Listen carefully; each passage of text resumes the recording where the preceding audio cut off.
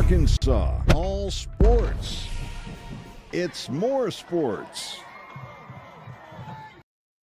Hey, what's going on, everybody? I'm Wess Moore. Glad you're with us tonight. A little later tonight than normal, but had a busy night. Volleyball duty at the concession stand went a little long, and then had to wait till the end of the Falcons game, Atlanta Buffalo. What a fantastic finish for that. We got a lot to talk about tonight. We're going to talk some high school football like we do every night. We've got the rankings out, hot off the presses. The rankings from the Arkansas sports media poll. We'll take a look at that in a bit, and we're going to talk a lot of Razorback sports too. Ethan Westerman joins us for the first time on More Sports. Ethan, of course, works with the Arkansas Democrat Gazette and WholeHogSports.com. Ethan, and he's getting ready to cover SEC basketball media day. So I thought it'd be great to get Ethan on here. What's going on, man? How are you? I'm good. I'm just in this Fairfield in Fultondale, Alabama, just outside Birmingham. The same hotel. I've stayed at for I think it's 3 years in a row now. Coming down to this thing, so I guess it's a tradition at this point. But I will say, come here with Bob Holt. It's a lot different without him this time. This trip just feels different. He stole the show at these media days. So. Yeah, we all miss Bob a lot, and I know you guys do, especially there at the Democrat Gazette. And things are a lot different. Those kind of press conferences, those kind of events are a lot different. That's for sure. Ethan, let's start there with basketball since you're there near Birmingham. I'm glad you said Birmingham. I was thinking Nashville in my mind because, the tournament and all that, but Birmingham. Arkansas was picked 5th by the media today. I got to admit, when I saw that, I thought that was a little low. I thought Arkansas would be 2, 3 maybe, but not 4 or 5. Yeah, I thought it was a bit low for sure. Honestly, I think you could have made the argument with Arkansas to put them at 2 over Kentucky as well. But having them slip below Alabama and Tennessee just was a little bit head scratching to me, just because Arkansas returns the most production of its scoring percentage with its top 4 returners.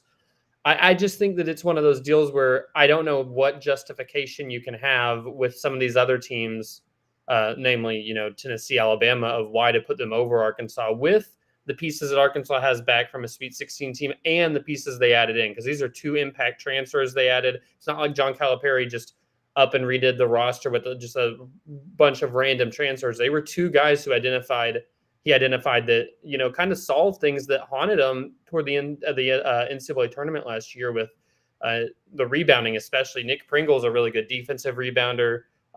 Malik Ewan's a great offensive rebounder and scorer. He's a double-double type of guy. So they added 2 impact transfers and 2 elite freshmen to this nucleus of players who helped take you to the Sweet 16 and really should have made it to the Elite 8 if you hadn't just had a meltdown in that round.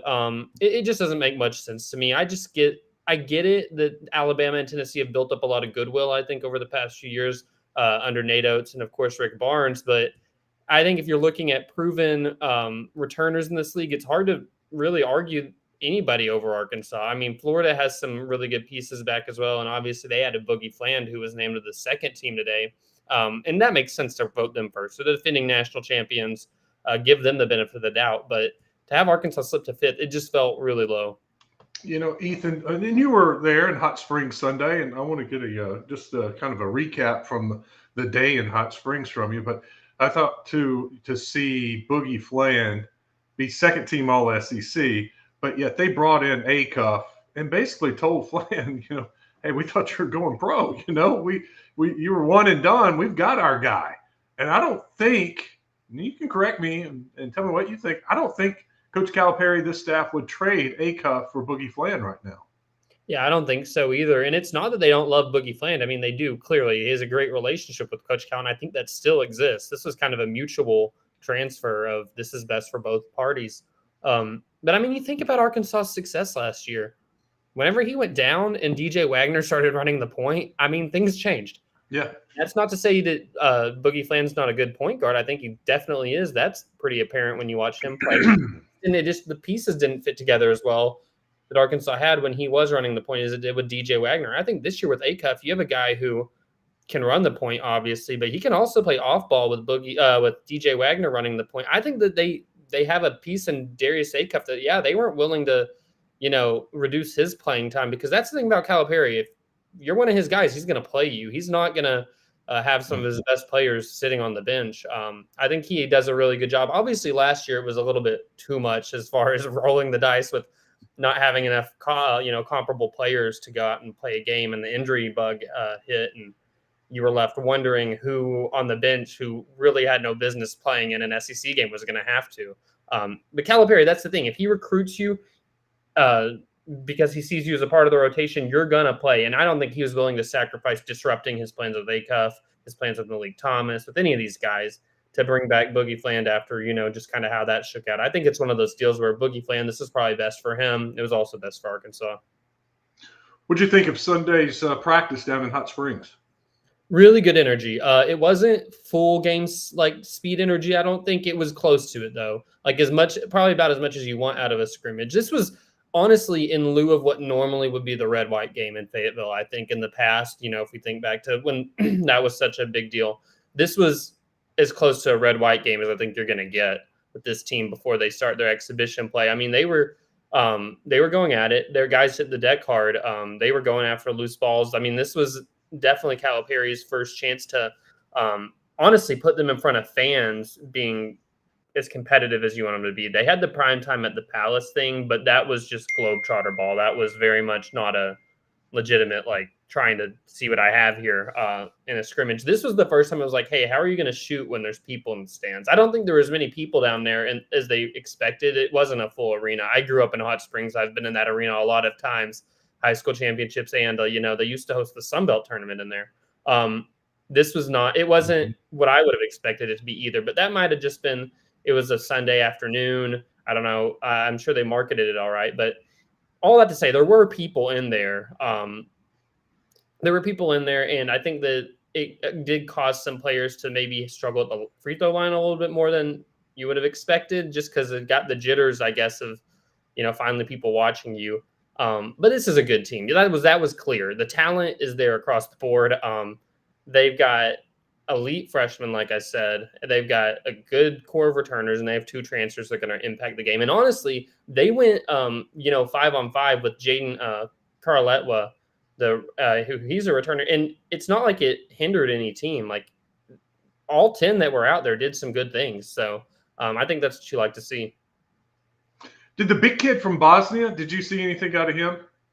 Well, I saw him get kind of a chewing a little bit because, Calipari's very concerned about the team's health right now because of last year, what all went down. And I think it's a PTSD a little bit whenever you see a guy hit the ground of you don't want any of your guys out. You can't afford that.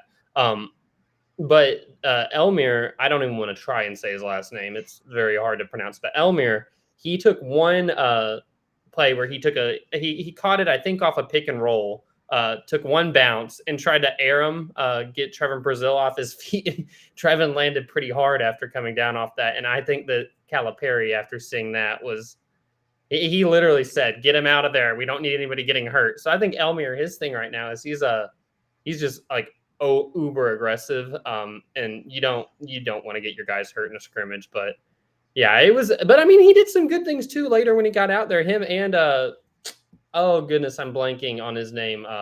Paulo, right? Yes. No, yeah. I mean, they did some good things too. So I thought it was a pretty, top to bottom, the whole team, every single guy that touched the court did something right. From the guys returning, has someone changed their game, gotten better? You see some improvement? Who would that be? I'd say Trevin Brazil. He's just a lot more confident, and you can tell. And it starts with he bulked up a little bit over the summer in the weight room. And I think anytime you transform your body in a positive way, that gives some positive energy to your head. I mean, that goes for athletes, that goes for us non-athletes. Anytime you start looking better, you're feeling better. And I think Trevin Brazil, that's a real deal with him. He just looks like the guy that I think everybody thought he could be. For a long time, especially that 1 year, 2022-23 season when he went out for the rest of the season after the torn ACL in Maui. And we remember what he looked like before that. He's at that potential again, I think. And you think back to last year's NCAA tournament, he was an X factor for them making a run. There's no ifs, ands, ors, or buts about it. He made some plays that without especially just the high energy plays, going for offensive rebounds, putbacks. He's a different cat, I think, right now, just with where his confidence is at. And I think Coach Calipari's been really good for him as far as just kind of helping, make him not feel the pressure to have to be perfect, for example. Like, it's just last year, I think that helped him, knowing that they were so thin that, hey, you can mess up and you're not getting pulled from the game. You're going to have to play through this. And I think that he learned a lot last year through that role, and especially that run at the end of the year. But all of the guys who are returning, like, I think they've made some signs of improvement. I think DJ Wagner's playing as good as I've seen him as well. He took Acuff was guarding him for the first scrimmage for a lot of it. They did 2 20-minute periods, and he got around him a lot of times. And Acuff's a good defender, and he just kind of took it to the rack confidently. I think DJ Wagner could also have a pretty good year. Who do you think? Take a stab at it. And I know it'll be like last year. It'll be a different guy leading the team in scoring throughout. But when it's all said and done, who do you think's their go-to guy, maybe leading scorer, somebody you can count on, end of the game, need a basket, who gets it? It wouldn't shock me if it's Darius Acuff, the freshman. I mean, he's just that good. He's so talented, offensive-minded. He's an unselfish guard, too, which I think is important. If you have a guard who can go get himself a bucket, but he's also unselfish, that changes a lot for your team, because then that makes you can't just hone in completely on him and try and shut him off, because he can dish it out to others, get others involved. I think he's a guy that by the end of the year, it could be your typical Calipari situation where you have a freshman who you're confident enough to give the ball in his hands. But I think they have multiple guys who can score. Like DJ Wagner, I don't think you want him necessarily being your guy taking a 3-point shot into the game or something. But if you need somebody to get to the rim, draw a foul, get to the cup, I think he's a guy that can do that. Carter Knox he's back, and he played so well in the tournament. And then Malik Thomas, the freshman, that guy can flat out shoot it. It wouldn't shock me if he has their best 3-point percentage this season. So you have multiple guys who can make a shot, but I wouldn't be surprised if Darius Acuff isn't turns up being the guy that, ISO ball, go get you one. Ethan, let's switch gears, talk a little football now. I was encouraged with what I saw against Tennessee. I saw better effort. It just seemed like the team responded to all the things that they went through the last week. They handled adversity, and they handled adversity during the game, because they were down, 17 points and rallied and came back. So they took a punch and came back. How did you feel like they responded?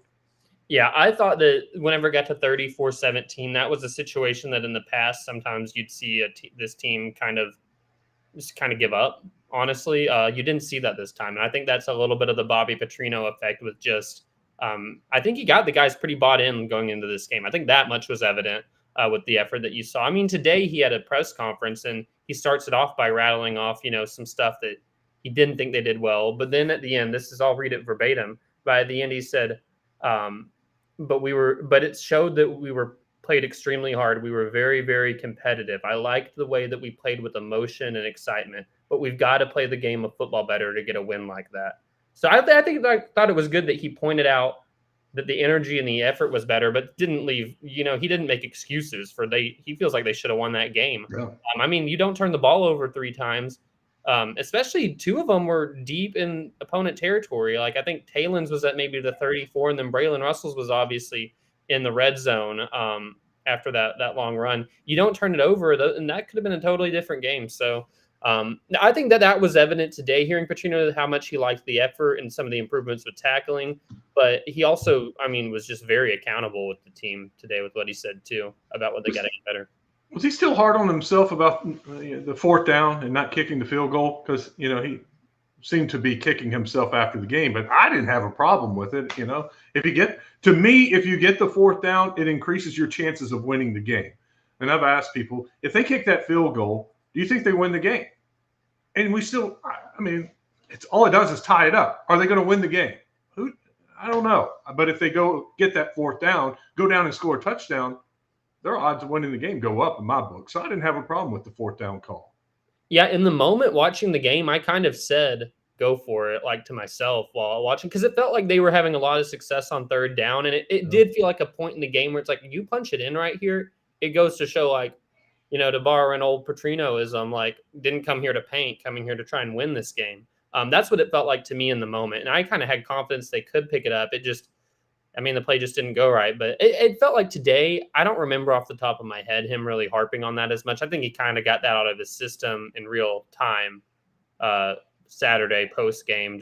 He reiterated a lot how much he was kicking himself because he said we could still be out there playing the game right now. But I mean, it's a hard thing to do because you pick up that first down right there and you score, nobody's questioning it. But yeah, I mean, it's always, I mean, that's what keeps coaches up at night is the what if game. It always will. You could, maybe, 8 times out of 10, they pick up that first down or something, but the 2 times out of 10 that you don't, and you end up losing by a field goal, you're going to kick yourself. So I think Bobby Petrino has struck a really good balance though recently of accountability with what he says the team needs to do better. And he also takes a ton of personal accountability. Ethan, I want your opinion. I know Petrino didn't hurt his chances of getting the job with the way they played Saturday. I don't know how much he helped his chances. Certainly didn't hurt. What do you think the odds are? Because I feel like they want him to succeed and take over the job. It would just be it's easy to hire him and slide in if he has success and gets the fan base excited, gets the donors excited about what he could do. I feel like he's got every opportunity to prove it here. What do you think? Yeah, this is just personal intuition. It's not anything I've heard or seen, but I feel the same way. Like, I just have this intuition that he's in the driver's seat. I mean, heck, it's his to lose. If he's expresses interest for the full-time candidacy, I mean, you go out there and you win some games you're not supposed to and have a strong finish to the year, it's his to lose. I think he is in the driver's seat. Like, if say he does the improbable and they go and they beat A&M and maybe string together some wins, the whole vibe of the season changes a little bit. And it's, how are you going to tell the guy no? I think he's in the driver's seat. And I thought that what you saw on Saturday with how the team did play, because there was the worry on my end that just especially with the defensive staff shakeups, because a lot of those guys love Travis Williams and his staff, that you were going to see, honestly, like some give up of like, why should we care? Why should we play hard for this staff? But you did not see that. You saw improvements. And I think that just the way that Petrino kind of conducted himself over the past week and a half, I mean, every time it's brought up about the full-time job, he deflects it immediately and says, I'm focused on the game this week. I'm focused on the next 7 weeks. I'm not focused on anything beyond that. I think he's handling himself in a way that you want a head coach to handle himself in. I don't know. It just feels like it's his to lose. And I'm sure that he's motivated as heck to prove that he should be the guy. But yeah, it's going to be an interesting next however many weeks because it's not going to die. I feel like until we have a head coach named at the end, it's going to be speculation city for every single day that passes by. It seems like there's a new name that gets thrown on people's hot board like every day, and it's not going to stop until we have a reason to stop it. But I think Petrino, it's like it's almost like, do they have us right where they want us, where there's all this speculation, these names, and the guy who really they want is sitting right there coaching you on the sideline right now. That's how I can, like, I don't know. I just have this intuition that that's what's happening. Well, I know, and they better be doing their job, and that's by talking with other candidates, agents, and getting a feel for who may be interested and what it will take, and what kind of salary pool they're going to need, what kind of recruiting money they're going to need, what kind of NIL money they're going to need. They got to be doing that behind the scenes. And I've been told they are doing that behind the scenes, but it's just going, when you have a guy like, James Franklin getting fired, well, that name gets thrown out there and they get fans excited and people talking about the what ifs out there. But if you had let me just say, who are names that interest you, that get you excited, that would be good for Arkansas? Yeah, I mean, it's hard to James Franklin be on the market and not, like, the guy's a winner. I know this year, the past 3 weeks have not gone his way. 15 days ago, I think it was 15 days ago from yesterday, he was sitting on College game day with an undefeated team getting ready to take on Oregon. And there was all this excitement around Penn State. It's just like things can change so fast. And they've had a bad 3-week stretch, and you can't deny it. I mean, it was bad this year, but he's been a winner. And that's hard I think Arkansas is in a place right now. You want a proven winner, somebody that can come in and win. And I think that you have some names out there that obviously excite people. Like, I mean, Dan Mullen's been a winner. You can't deny that. You can't deny James Franklin's been a winner most of the time. I mean, even some of these, Sumrall and Lashley. Those guys have been winners in recent years. I think right now it's kind of trying to strike the balance of, do you want a proven winner who might be less thrilled to adapt to all that you need to adapt to moving forward with college athletics? Or do you go for the young, hungry, kind of proven winner who is going to be ready to, like, what's the next change? I'm here for it. How can I, raise NIL dollars? How can I get donors interested? It's like your priority list. You have to balance so much, I think. But yeah, proven winner has got to be at the top, I would think. But it wouldn't shock me if they go for somebody that also has that bit of just ability to really rally a fan base and a donor base, which a lot of proven winners can do that. Yeah, that's part of it. You got to get them excited. Then you have to win. You have to deliver. And that's kind of what happened to Franklin and why he's not the job anymore. He got all that money and he got them excited, but then you don't win the big ones. That's the biggest criticism of James Franklin. He can't win the big one, but heck, I would just like to get Arkansas in some big ones, and that's what he does. I mean, ranked number 2 in the country to start the year. Who wouldn't take that around here? So here's the thing that bothers me, or worries me for Arkansas. Now you have another high-profile job open with Penn State, and there are going to be more. And there are some guys out there that you're talking to, and I know for a fact they're going to be weighing their options, because they may have Arkansas coming after them. They may have Oklahoma State or may have Penn State. Who knows, Florida down the road, what they're going to do. There are going to be so many jobs open. They're going to go look what's best for them.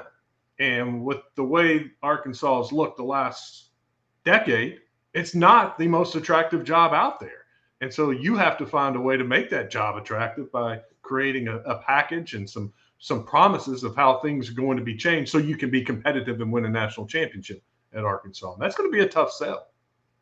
Exactly. And I think that it is right here where you're kicking yourself saying, should Arkansas have ended the Pittman's tenure a little bit earlier in a cycle that wasn't as busy, and you are one of the top jobs? Because this one is going to be crazy. I mean, we can't deny that. It's already pretty competitive, but like you said, Florida could be coming down the road. Auburn could be opening. It's Kentucky. There's a lot of jobs which I think Arkansas is a better, based on the teams right now that's open and speculating with Kentucky, I think Arkansas is a better job than Kentucky in football. And I think it's better than Oklahoma State, Virginia Tech. But I mean, Penn State, Florida, Auburn, those jobs are the ones that you start being like, all right, our candidates, who are they going to, want more? And it's funny because with these theoretical SEC jobs opening, of course, one of the names that's been thrown around the most is Gruden, just because before the season started, he says that he wants to be back coaching in the SEC again. And it'll be, thrilling to see. It almost feels like the same Lane Kiffin bit from a few years ago where you knew Kiffin's going to land at an SEC job. Who wants him? Who goes after him the hardest? And it's a name that you expect will have some success at some point because he's going to be able to rally people. I just will be curious if Gruden ends up in the SEC. I wouldn't think, I just don't have I don't have a feeler that I think Arkansas would actually hire Gruden, but would somebody? It would not shock me if somebody took a chance on that because of the just honestly kind of the publicity you get too and how it would fire up some people. He wants to be in the SEC. He said that. But would Florida take a chance on a Gruden?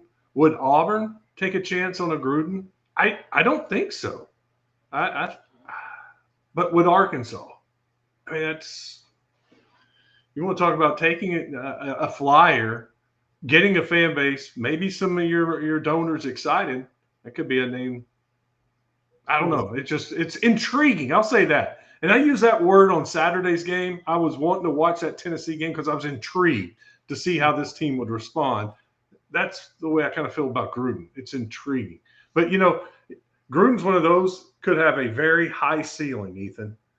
But it could be, and I don't want to compare him to Belichick because it's just an NFL coach, a former NFL coach. But, it may not work, and it's a low possible floor.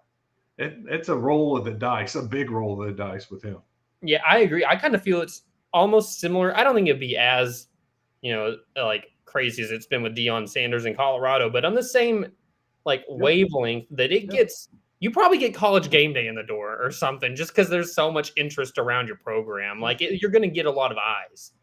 And, they say free marketing is the best marketing. And, if you got a coach that just, I guess it's not free. None of these coaching hires are free. But you get what I mean, as far as like, if you're going to pay somebody, you pay somebody that can get eyeballs on your program just because of who they are and the kind of the aura around them.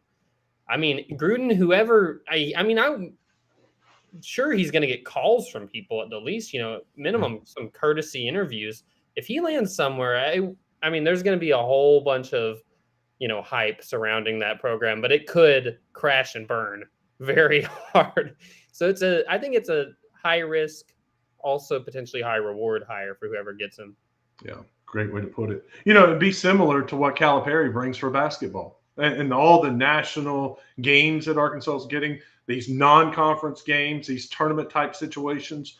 That's what Gruden would bring. He'd bring you that kind of exposure and publicity to the university. Then he would just have to follow it up and win, like Calipari. Well, we've run the gamut. Just finished with basketball, and tomorrow you got a big day down there covering the SEC. Who's speaking tomorrow? I haven't turned to basketball mode yet. Who's speaking tomorrow? What's crazy is I have not, I need to nail down tonight exactly who is speaking, because normally it's been easy in the past because in the past they've done men on the first day, women on the second day. This year they're like doubling up schools. So your Arkansas's men and women are going tomorrow. And I'm our main women's basketball reporter. So I've got a lot of work to do there with them. But I mean, then I don't even know the list of schools, but I mean, 8 of them will be there tomorrow. But yeah, I think maybe Commissioner Sankey will have his address tomorrow. I think he normally does that kind of right off the bat at these. Let me pull this open real quick. Actually, I should have it right in my email inbox so I can tell you who all will be down there tomorrow. Okay, yeah, we're going to start off with the Georgia men, Vanderbilt men, South Carolina's there, Arkansas, Alabama, Texas, Kentucky. So Arkansas and Kentucky are on the same day down there, which I'm sure that was just a coincidence. Let's get Calipari in the room at the same time as Kentucky. But yeah, and then so the ones I didn't name will go Wednesday. Yeah, it's always an exciting time. It's talking season. I mean, everybody knows that it's all fun at this point.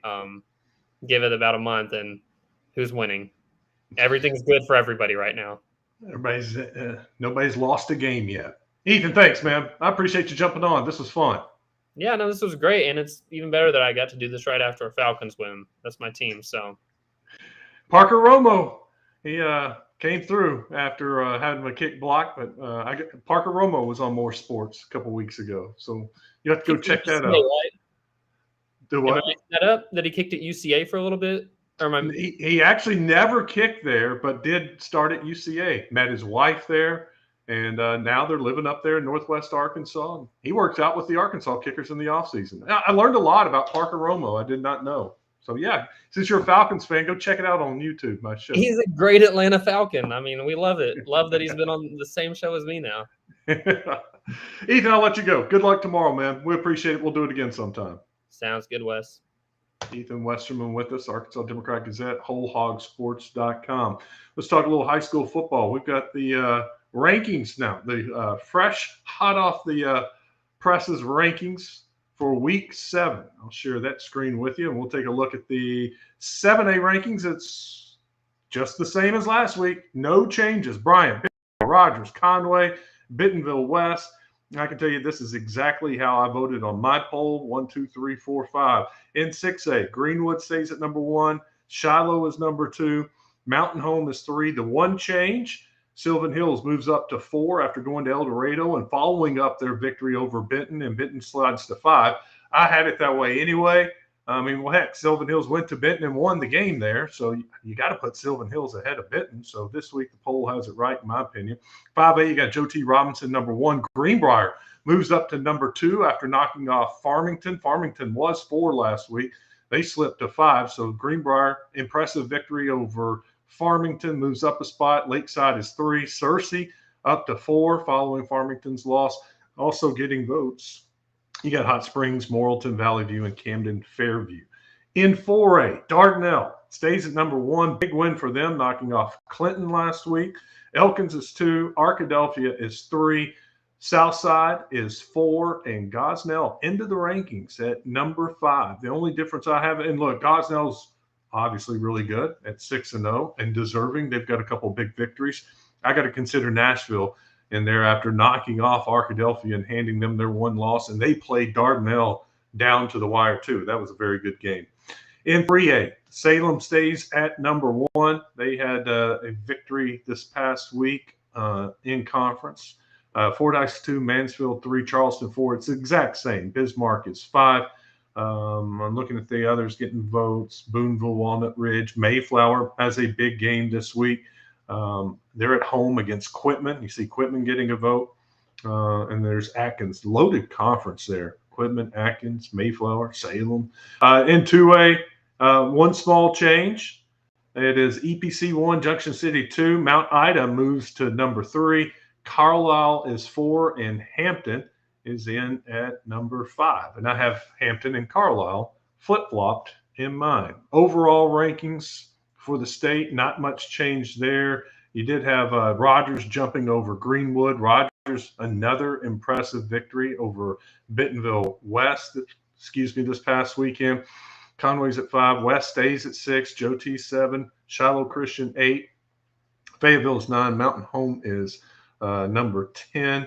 I think I do have Sylvan Hills in my rankings in the top 10 at like number 10. Greenbrier and Sylvan Hills, I have at 9 and 10. Do not have Fayetteville in at 3 and 3 or Mountain Home. But that's a look at this week's overall rankings.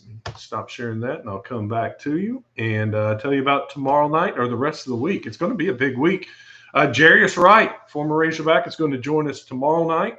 On Wednesday, we have Darren McFadden jumping back on here.